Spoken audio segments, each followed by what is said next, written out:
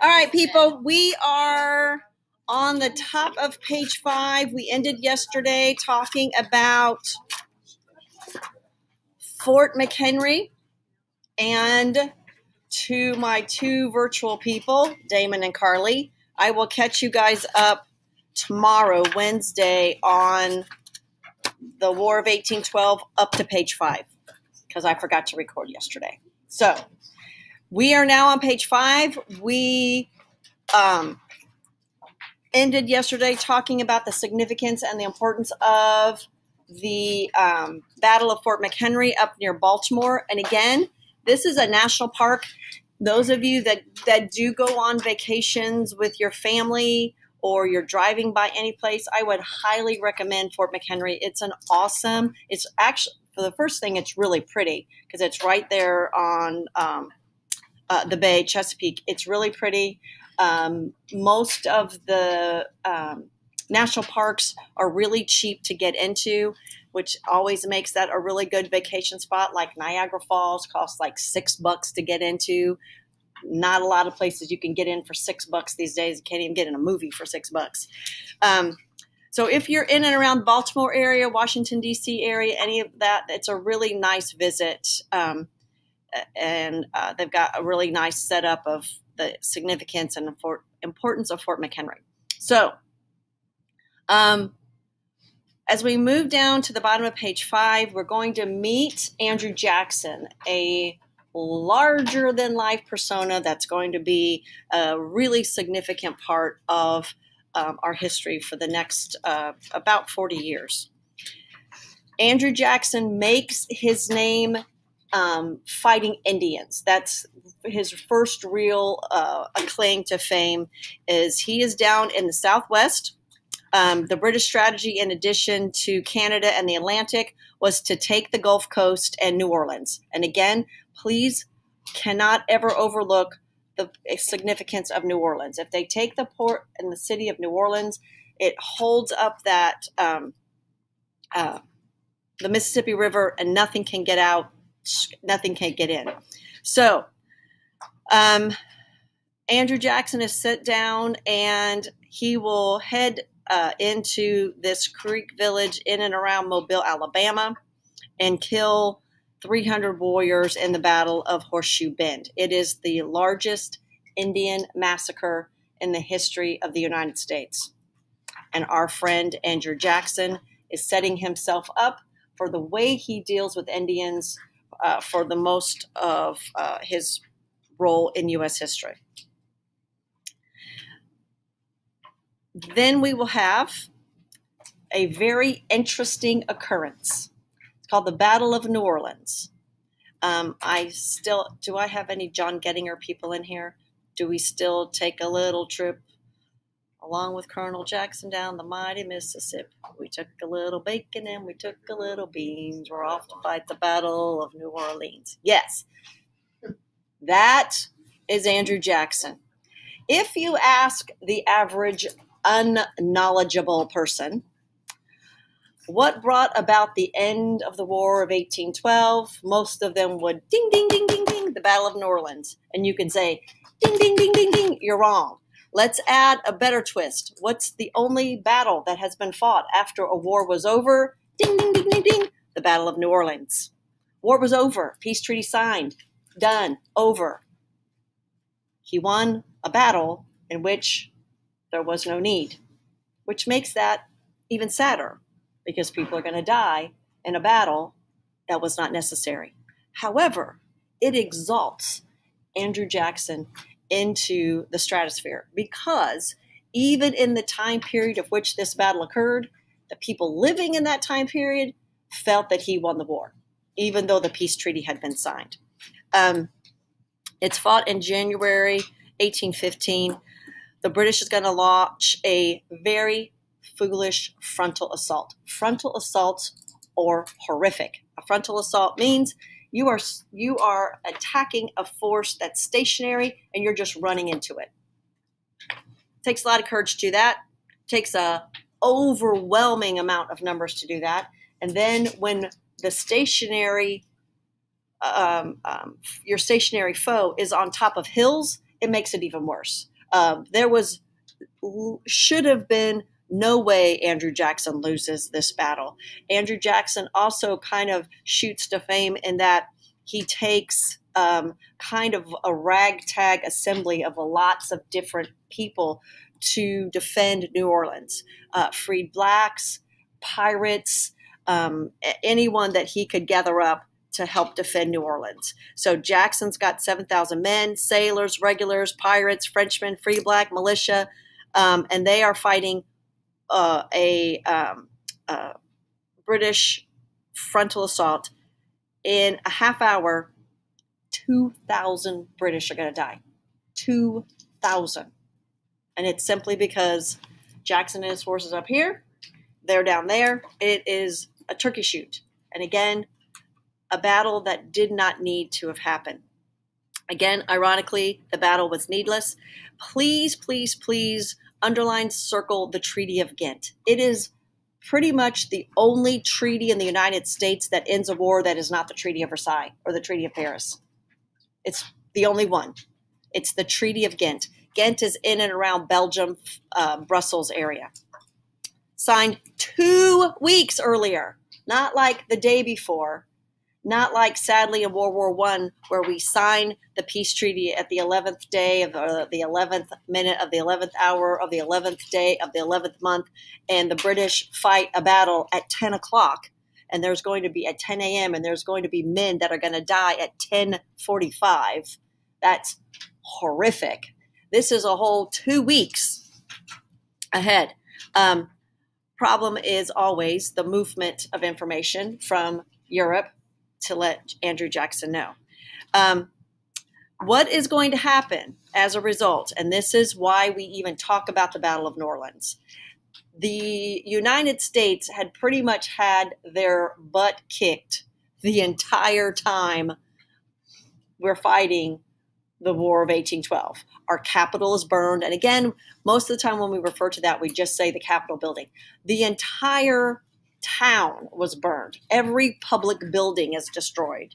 We are on our hind back legs the whole entire. We are fighting defensively, except for the Battle of New Orleans. And because of that, we get this inflated sense of pride. Because not only do we win that battle, we win it very convincingly. And with Andrew Jackson being declared, rightfully so, his battle strategy was very good for the terrain he was fighting on, the troops that he commanded. But at the bottom of that page, Battle of New Orleans resulted in tremendous American pride and nationalism. And again, that nationalism will be the part of our story that will continue when we look at the era of good feelings.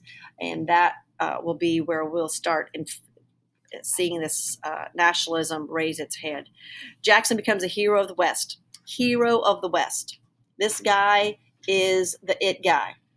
He's going to become president in 13 years. Andrew Jackson said he should have become president in whatever 13 minus 4 is. Was that 9? 9 years. And again, most Americans believe New Orleans won the war. And that is people in 1815 believe that. And Jackson definitely capitalizes on that. On the top of page 6, naval battles. Again, we only had fleet battles in those interior lakes. We don't have enough large ships to challenge Britain at sea. Our ships are skillfully manned. We do have great sailors. We just don't have any ships for them to sail on. In a few months, British lost more warships against the United States than the combined French and Spanish forces, and most of them are from privateers.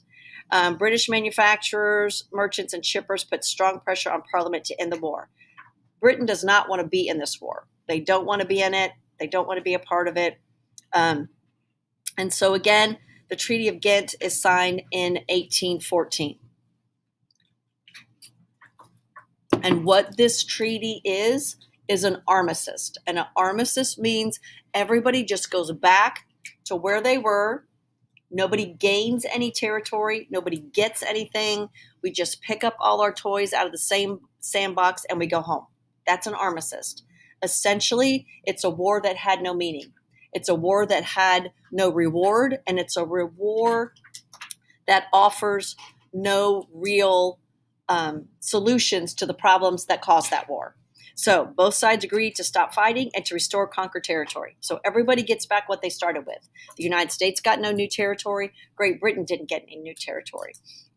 No mention of the pre-war grievances, so there was nothing solved about impressment or Indians or search and seizures, confiscation. Confiscations. The only thing the Americans got was the right to fish off Canada. That's it. That is it. That is the whole thing the War of 1812 gives, except, and I would write this out to the side, inflated nationalism. It's the only thing. We don't get anything. We don't get any part of Canada.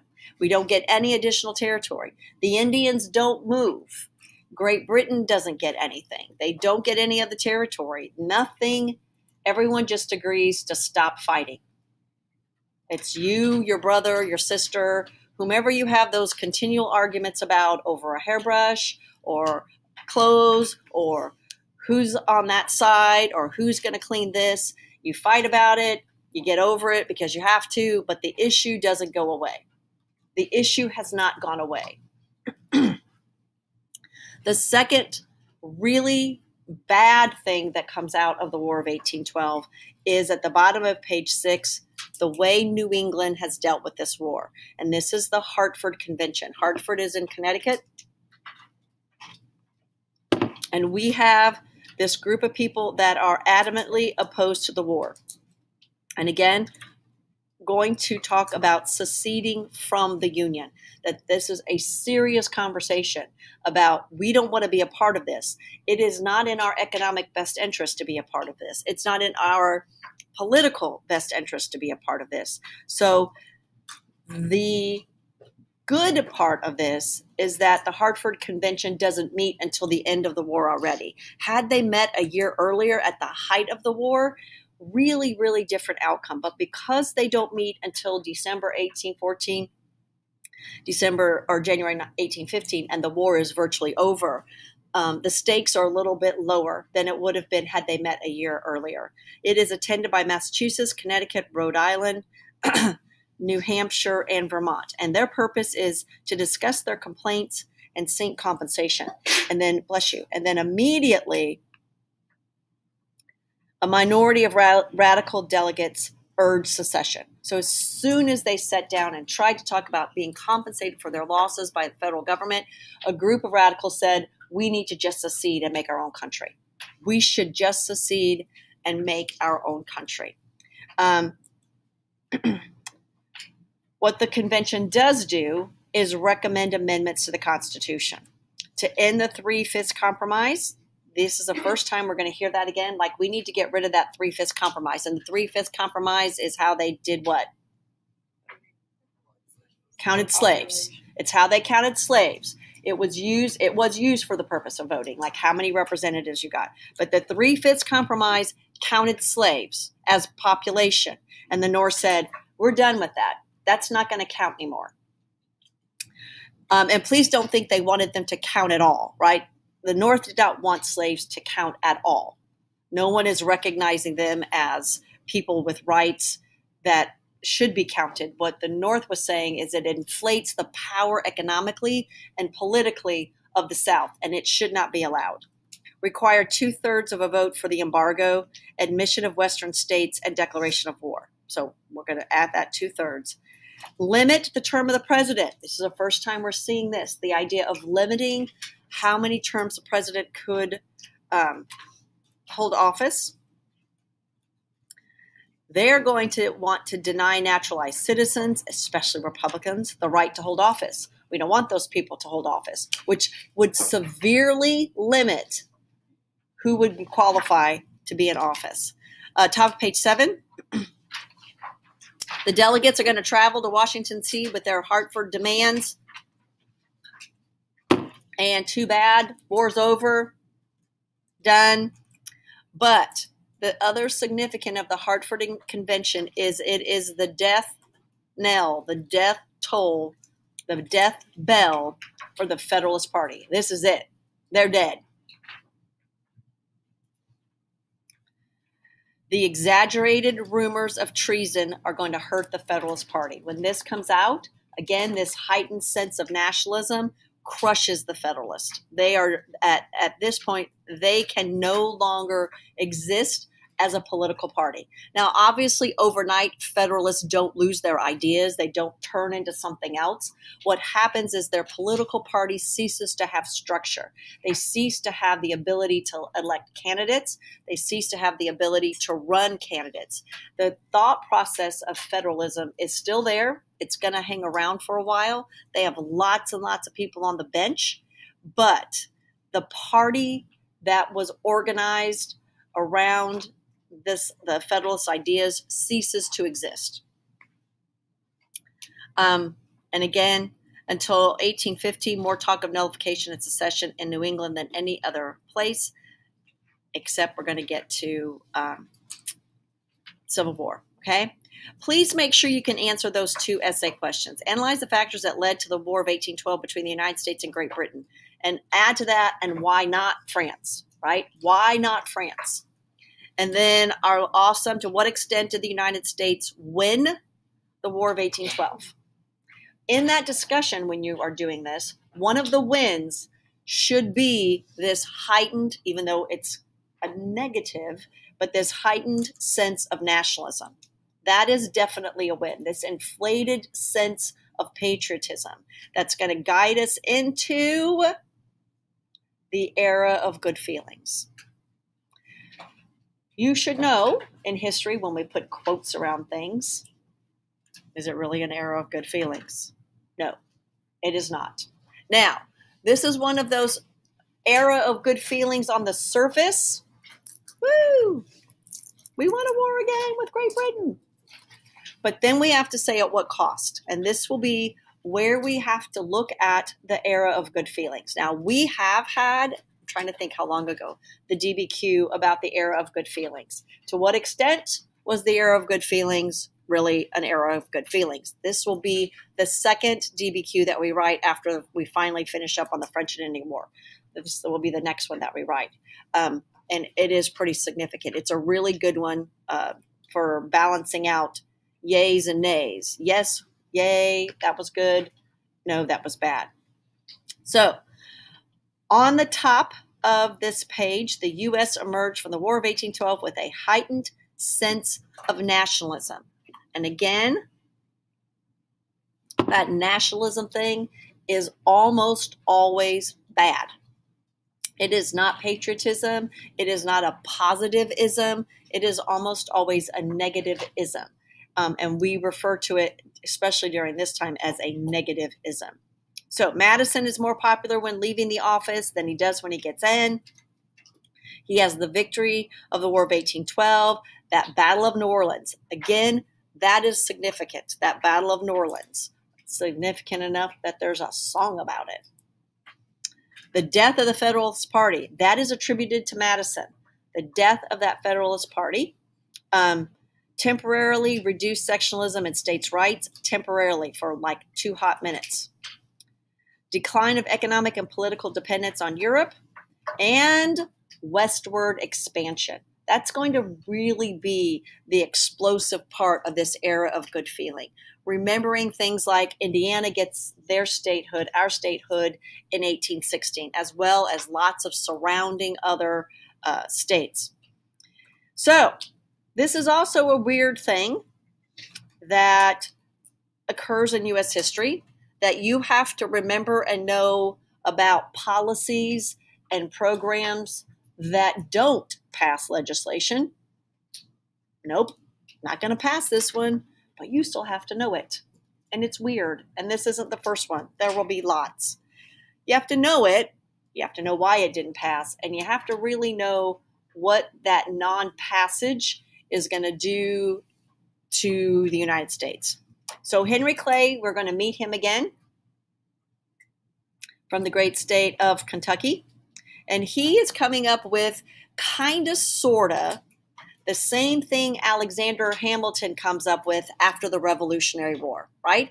Except Henry Clay calls his the American system. How can you say no to the American system? How do you say no to that? Easy. So the American system is looking at the Bank of the United States. That's the bus. We're not going to call that the bus. Tariffs, and the big one that puts the stopper, internal improvements. So let's define internal improvements. Internal improvements would be what we would call infrastructure today. Roads, canals, bridges, those things that make the movement of people and goods in the United States possible.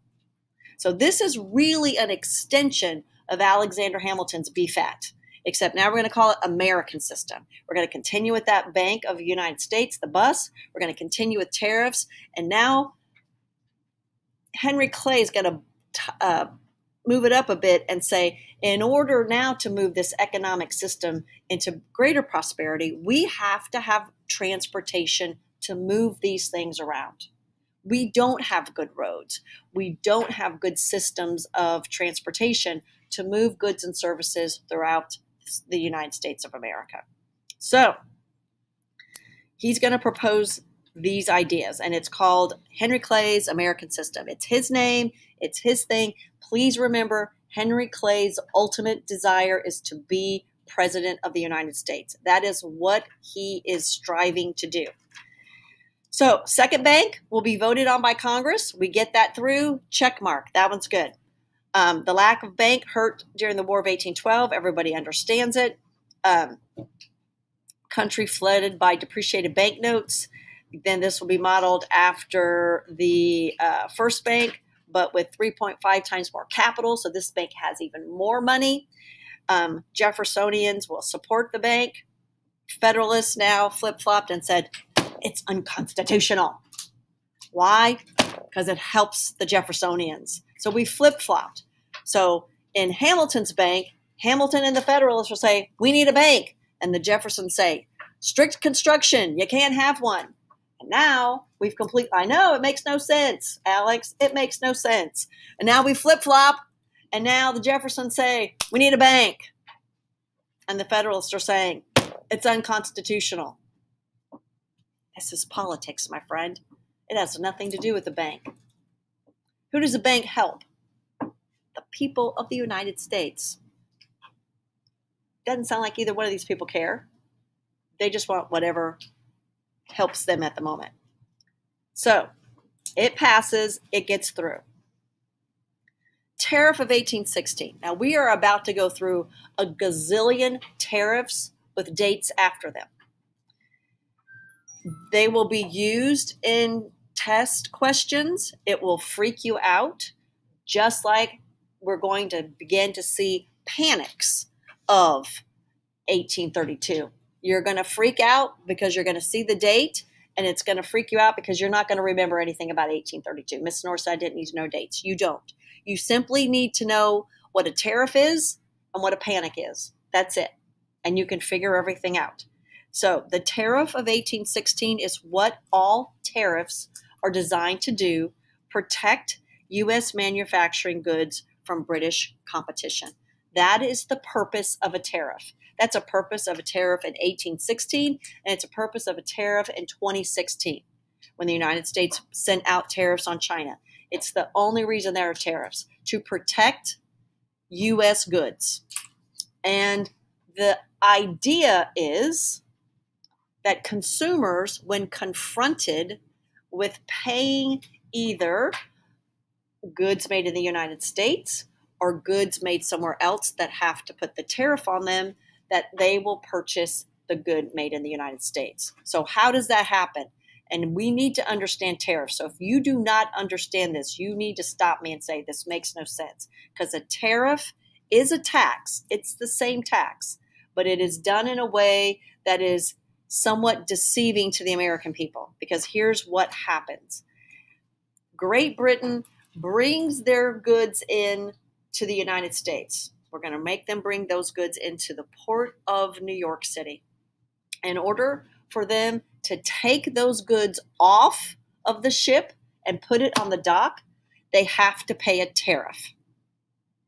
And so if the tariff is 20% and the goods are $100 worth, does that mean they're going to pay 20 bucks? Is that easy? I think so. Thank you. So in order for the British to move those goods off, they have to pay the port authority 20 bucks. So out of their pocket goes 20 bucks. In order for the British East India Company to make that profit back, they have to raise the price of the good by 20 bucks. Does that make sense? That's a very simple economic. I got to still make my profit. I'm going to have to raise my price of my goods. So let's pretend that they're tea kettles. So now when I go in to buy a tea kettle, what should happen is I'll look at a tea kettle made in the United States and a tea kettle made in Britain, and it should be 20% more, which as a consumer, then I'm going to pick the cheap one. That's the idea of a tariff. And if it simply stopped there, it would be awesome. But the problem then becomes, well, let's stop. So for the person that makes the tea kettle in the United States, tariffs are great, awesome. But for the person who sells lumber or raw materials, it's not great. I run a lumber yard. I sell a lot of lumber to Great Britain. Great Britain says, oh, you put a 20% tariff on our goods, we're going to put a 20% tariff on your goods. So now when my lumber gets to Liverpool, before I can get it off the dock, I got to pay them $20 and raise the price of my lumber, which means no one's going to be buying my lumber in England, which means back home, I can't send my wife to go buy a new tea kettle. Do you see the circle? It is vicious. In the history of tariffs, they never, ever, ever, and let's add 5 million evers, work. They don't work. They don't. And hopefully you can see that. Everybody just keeps raising their prices. And if the tea kettle maker in the United States wants to be really prosperous economically, let's say this happens. The tea kettles both start out at $5. The British tea kettle has to raise their price 20% so that they can meet their costs. So what would that be? What do I have to raise? What? So the tea kettle's now $6? So my tea kettle's now $6. Mine is at $5. I'm going to raise mine to $5.75. Didn't change any of my production. I'm making an additional 75% off the American people because of the tariffs. That's how they work. Does everybody see that? That's how they work. That's why they don't work. Any economist would tell you tariffs don't work. They work for a select group of people. They work for the tea kettle maker. They're not going to work for the lumberyard maker. The economy is too wrapped around to isolate one group from the other. So while you're helping one group, you're always hurting another. And that's what we're looking at.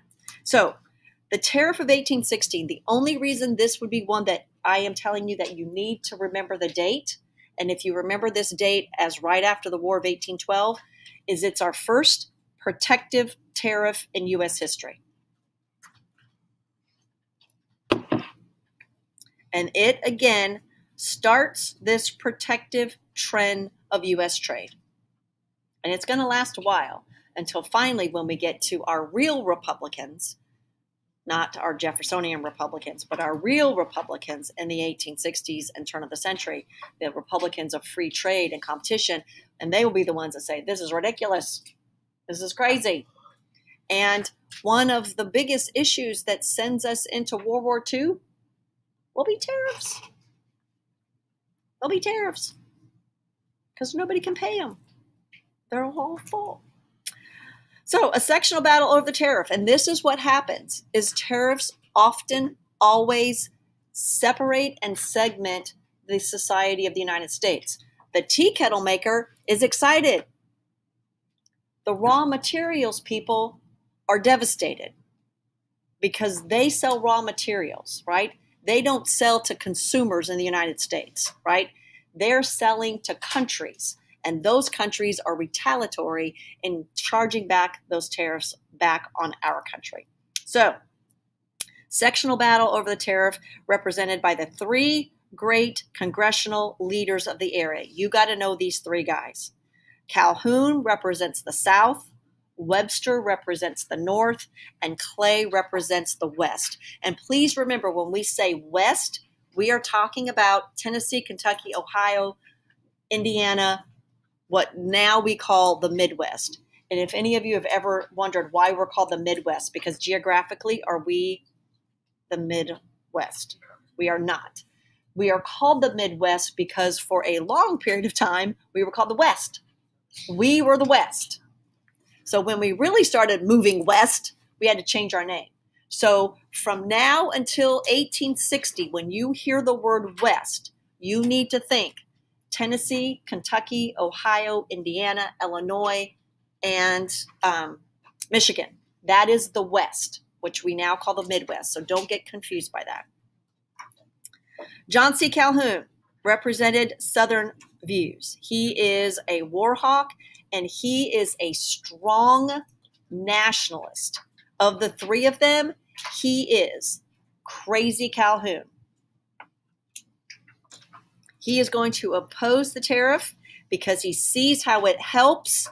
It helps manufacturing. It helps people that make a product, but it hurts people that sell a commodity.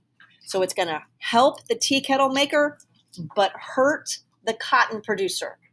Because what is going to happen that we didn't talk so much about, bless you, in that great War of Independence, 7 Years War, French and Indian War, all of those wars, one of the things that Great Britain ends up with is India. And India, by the time the South really needs them to buy their cotton, will be producing cotton, and it will be one of the reasons that the South will lose the war, because Great Britain will go to India to buy their cotton instead of the South. Let's just finish these three people and then we'll stop. Daniel Webster is from New Hampshire. He obviously is going to oppose the tariff. Most smart politicians always oppose tariffs because they understand what that happens. Shippers in New Hampshire feared the tariff would damage their industry.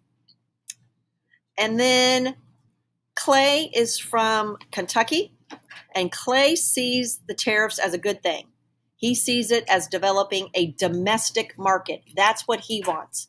He wants to develop the domestic market, meaning the markets in the United States.